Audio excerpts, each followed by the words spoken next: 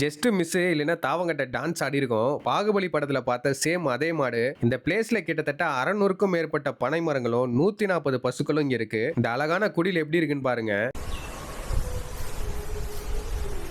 இந்த பிளேஸ் எங்கன்னு சொல்றேன். இது மாதிரியான கண்டென்ட்க்கு நம்ம பூவே அஃபிஷியலை ஃபாலோ பண்ணிட்டு வீடியோ ஃபுல்லா பாருங்க. உங்களுக்கு சுத்தமான திருநீர் வேணும், நீங்க கோயிலுக்கு தானம் பண்ண போறீங்கன்னா இவங்களே ஓனா ரெடி பண்ணக்கூடிய சுத்தமான திருநீர் இவங்கள்ட்ட கிடைக்கும். மாடுகளுக்கு அரிப்பு ஏற்படும் போது இந்த ஆவுறிஞ்சி கல்ல தான் சொரிஞ்சுக்கிறதா சொல்றாங்க. அந்த காலத்து கருங்கல் செக்கு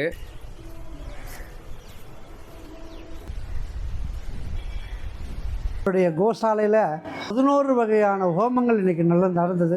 இதில் விசேஷமாக ஆவாந்திகா ஹோமம்ன்ற ஹோமம் விசேஷமாக நடந்தது.